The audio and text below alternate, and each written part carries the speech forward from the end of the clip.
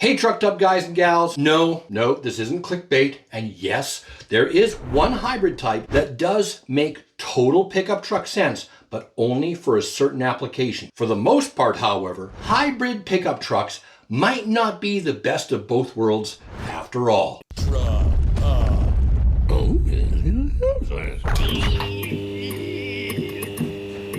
First off, there's 250,000 trucked up folk out there who buy F-150 hybrids every year. Fully 1/4 of all F-150s sold in the US were hybrid trucks. I imagine most of those folk love the pro power on board, the versatility and the acceleration, it's faster than a Raptor, and the decent fuel economy coming from a full-size truck. As Ford CEO Jim Farley said himself, the indication of hybrid is a good indication that electrification will go faster. Because even the most traditional truck customers are buying hybrid. They're interested in electrification. No matter how we slice it, that is a very good thing. But are hybrids good? Or just, well marketed? Are you a hybrid truck owner? Are you happy with it? I would love to hear from you. Please share your experiences in the comments below. But before we start, we need to put something to rest. There's this new debate over what constitutes a hybrid truck, with what some are now calling E-revs or extended range electric vehicles. Do you think that's attempting to appeal to the truck guy or his gal? Maybe when you buy one of these extended range electric vehicles, it'll include a free set of brass balls for the trailer hitch. Anyway, E-revs have been around for ages in larger applications such as ships or trains, but are more traditionally referred to as series hybrids. Truck OEMs have latched onto it, but in the end, it's the same darn thing. We have three types of hybrids today. There's the standard hybrid, which uses regen to recharge a much smaller battery pack and is combined with an internal combustion engine where both are attached to the drivetrain. It doesn't have a plug and is driven in the same way you would operate an internal combustion vehicle. You don't have to do anything different with it. As the smaller batteries drain, however, which is much quicker, the gas engine kicks on and both regen and the motor can recharge the batteries, and they can work in tandem depending on the vehicle. A plug-in hybrid, or a PHEV, typically has a larger battery but smaller than a pure battery EV. It can drive for a certain distance as a pure EV, after which time it operates like the previous hybrid, switching between the gas engine and the battery motor, or working again in tandem depending on the regen. As the name suggests, PHEVs can be plugged in, giving the driver more options and leading to a lot less fuel consumption. Currently, there is no plug-in hybrid pickup available in North America. A series hybrid has electric motors powering the vehicle, along with a larger battery than both of the other hybrid options.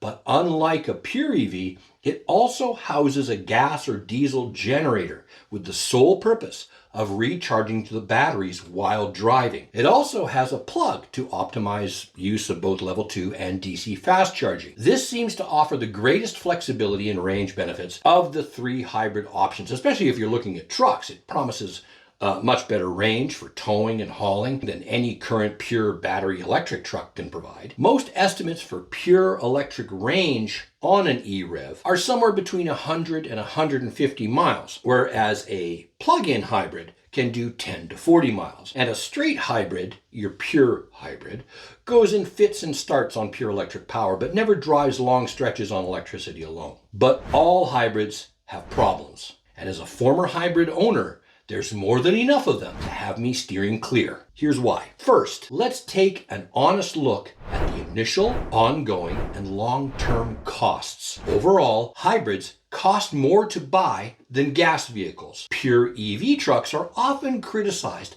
for costing more money than ICE vehicles, which has scared many away and into hybrids. Since this is a truck channel, let's take a look at hybrid, gas, and EV truck cost comparison. The biggie, of course, and the only one currently offering all three options, is the Ford F-150. So we'll use it to run the numbers. The first thing you'll notice when you go to Ford's build-in price is that Ford doesn't seem to want to really save you too much money, because even though it claims you can get an XLT hybrid option for just under $2,000 US extra. It won't let you do the same on the base XL or on the STX or wait, not even the XLT unless you buy the multi-$1,000 Super Crew add-on. So although it doesn't look like the hybrid upgrade is much more money, it's a lot more. Then let's add in the 4x4 option that you might not even want. Why, you ask? Well, to buy the hybrid XLT option, one has to buy the Super Crew add-on. And to buy the Super Crew add-on, one has to buy the 4x4 option. What's interesting is when I price out a Lightning XLT that has 2 motors, Super Crew, and thus is always 4x4, and a hybrid F150 XLT Super Crew 4x4, and include the optional equipment that is required to be comparably matched to what comes standard on a Lightning, lo and behold, we have a hybrid price of $66,180 US, exactly $1,100 higher than the Lightning. Even if we strip all the extras out and don't compare apples to apples and just do the 4x4 and hybrid add-ons and the necessary Super Crew, we're still over $58,000 US. Now,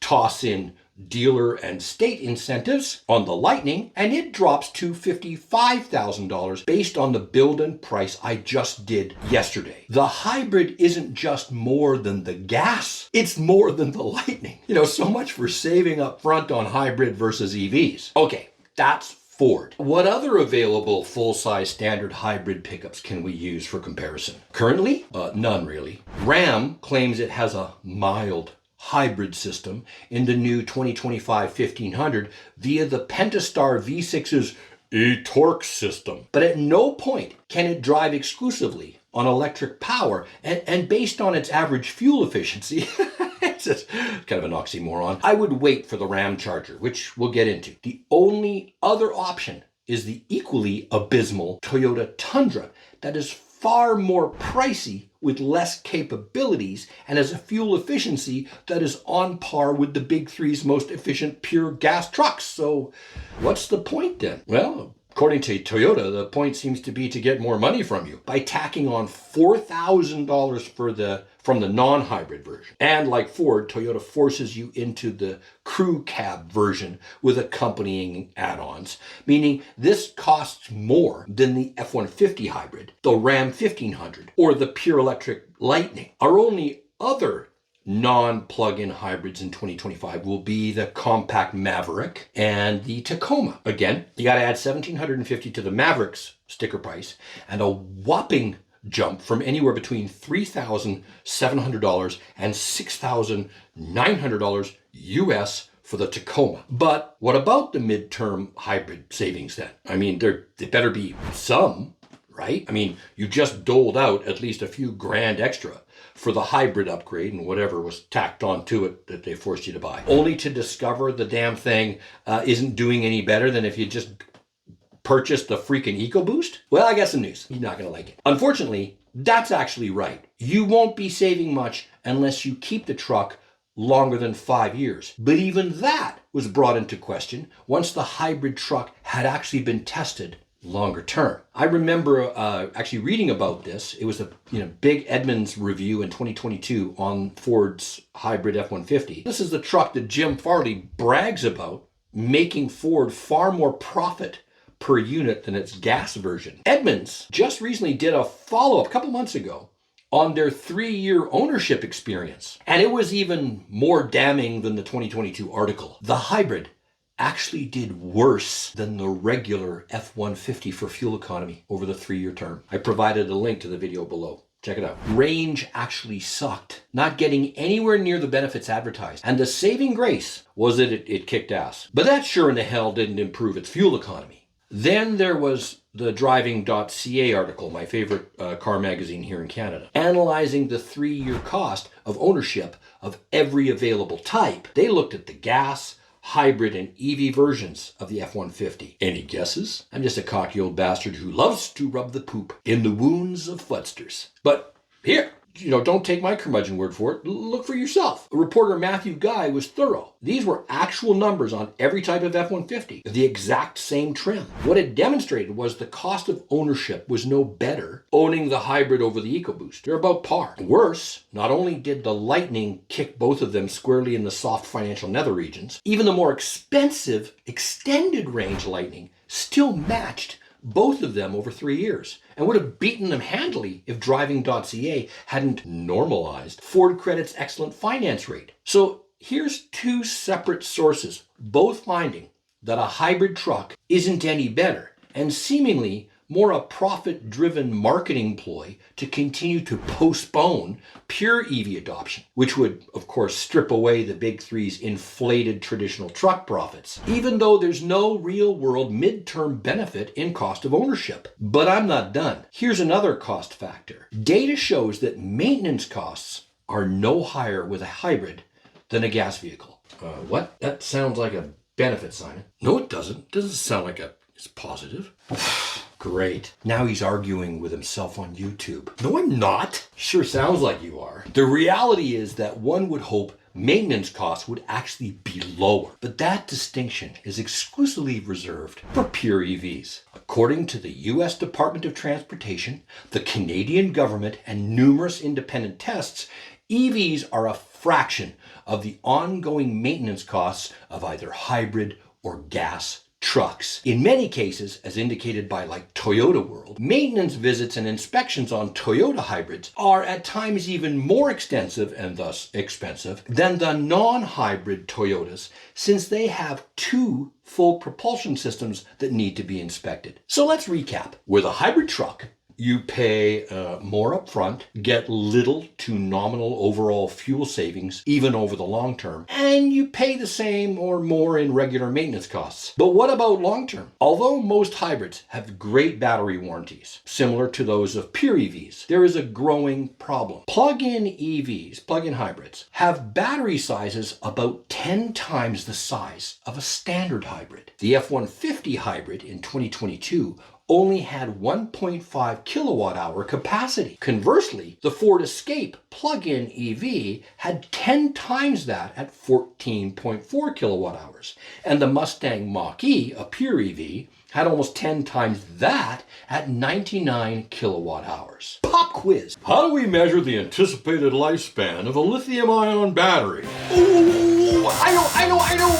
Through cycles. That's correct, Simon. Tell him what he won, Barry. Congratulations, Simon. You just won a trip to the bathroom.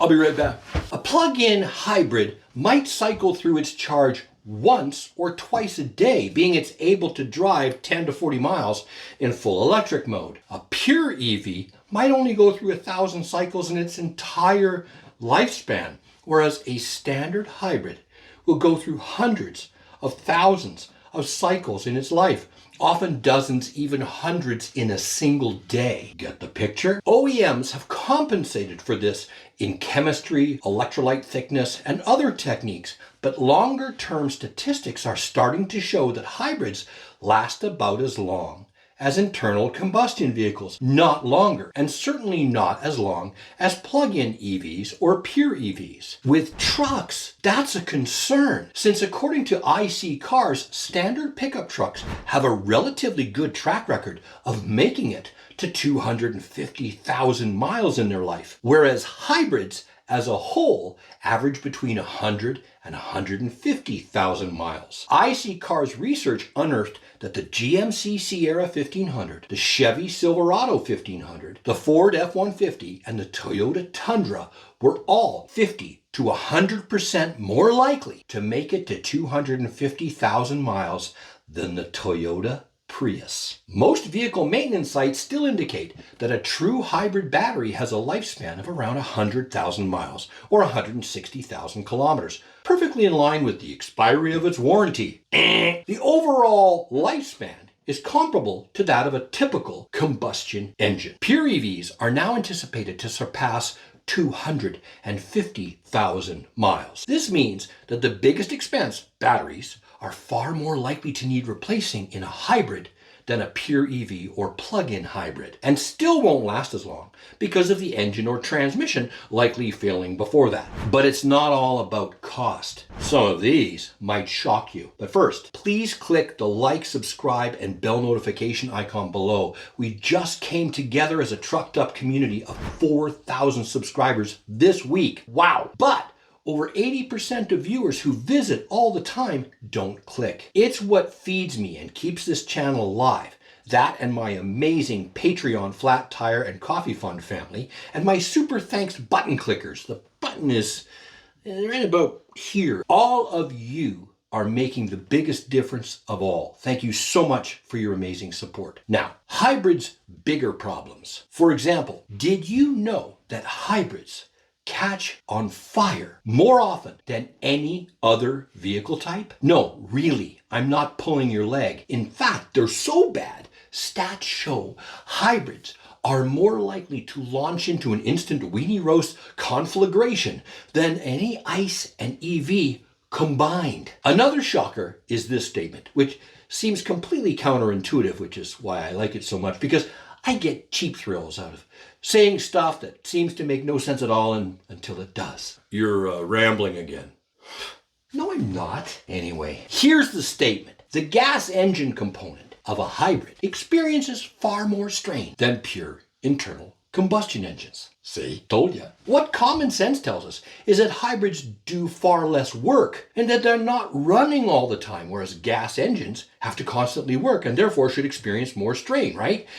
Not so. According to YouTube's Engineering Explained video on hybrids, which I strongly encourage you to watch in full, I put the link in the description below. Here are 3 big problems. First, all of those start-stop cycles. This happens all the time. You go down a hill, you decelerate, come to a stop, or the batteries are full and it switches to EV mode. The bad news is that 80 to 90% of all engine wear occurs in engine startup. It takes time for that settled oil to be recirculated and lubricate the engine. Of course, cold starts are much worse than warm starts, and usually a hybrid after a period of time will be warmer. But hybrids have to use low temperature oil and also requires anti-wear additives. Even then, hybrids experience more engine wear even with these band-aids compared to a straight gas vehicle. Second, how about water in the oil? Hybrid engines operate at a lower temperature overall and take longer to heat up compared to a gas engine. Due to what's called natural blow-by, it's the piston ring, okay?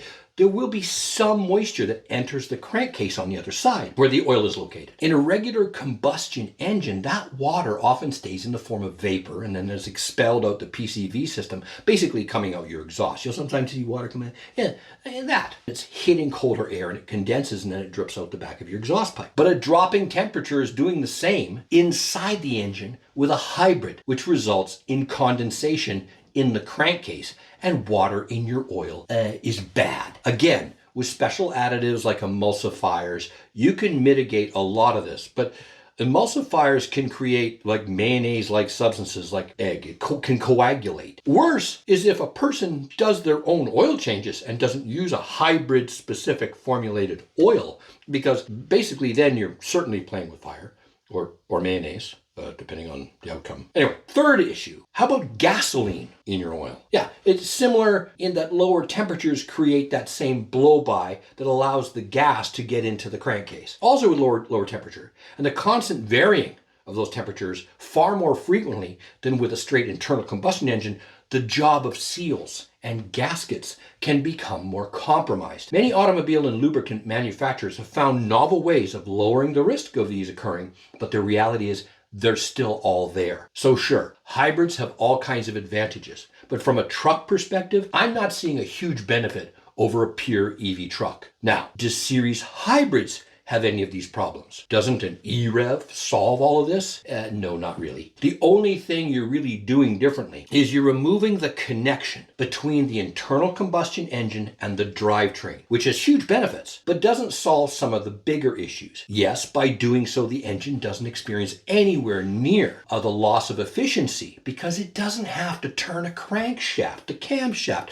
lose all that power via a network of gears. You're downstreaming that energy every every time you hit something else in friction, and in the transmission, and then the axles. It doesn't have to do anywhere near the amount of work of the same engine in a pure internal combustion truck, or even in a typical hybrid. But it still suffers the same water, gas, stop-start issues mentioned before. But there is no doubt that you'll be paying the same, if not more, for a series hybrid than you would for any of the other options. These will be pricey. The worst thing is it will have an equivalent sized battery to the standard range Lightning, along with a full-size V6 and all the goodies that running a big engine requires. You still have two systems. The EV system, all the inverters, batteries, motors, cable, onboard chargers, etc., along with the connection, harnessing to integrate the gas motor to the battery storage. Then all the internal combustion crap such as exhaust system and gas tank, along with gas vehicle maintenance of spark plugs, air filters, oil filters, fuel filters, oil changes, radiator hoses, spark plug wires, and the list goes on and on and on. None of which exists in a frickin' EV truck. This is a complex machine with almost as many fail points as a hybrid. For a light-duty pickup truck, there is little to no added value for the consumer other than feeding off the fear that charging infrastructures will vanish or never develop. Charging speed won't continue to improve. Battery density improvement will stagnate. Solid-state batteries will never happen. And EV trucks are incapable of towing or hauling any distance. We already have EV trucks coming close to the range of these so-called E-revs. And for the most part, a vast majority of North American truck owners never go any great distance anyway. Here it is, right from the horse's mouth. Jim Farley. It's amazing. We have modems in all of our vehicles. When you actually look how Americans drive, which we have the longest spaces, the average American only takes less than 4 trips more than 150 miles. The normal range, max range now, even on a cold day for an EV now is about 300 miles. So 95% of Americans would have no problem living with an EV and not really having to charge on the road very often. But the idea is brilliant. Why not have a range extender?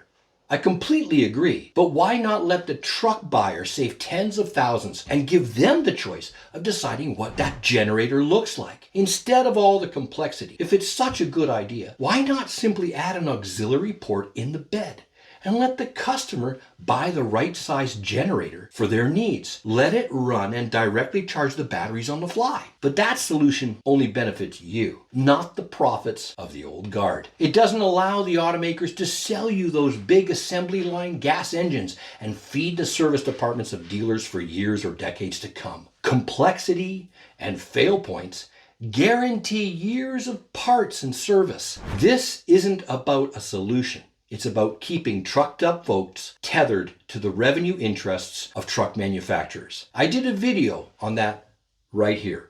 But I did mention that there is one niche where hybrid makes total sense, and that's a series hybrid diesel for heavy duty pickups. As mentioned before, only about 15 to 20% of truck owners ever do any kind of long distance towing or hauling, but that's still 20% of all pickup truck owners. Why are they not being cared for? They are usually the ones in my comments section that give me examples of all the things EV trucks can't do. And they're right. I did a video on why diesel guys hate EV trucks right here as well. Currently, they are 100% right. I completely agree with them. That could all change if heavy-duty pickup trucks took the lead from an amazing, groundbreaking company like Edison Motors here in British Columbia, Canada. Chase Barber has it right, currently building series hybrid logging trucks, a picture-perfect application of this technology. But he also had the brilliant foresight of seeing this as an innovative retrofit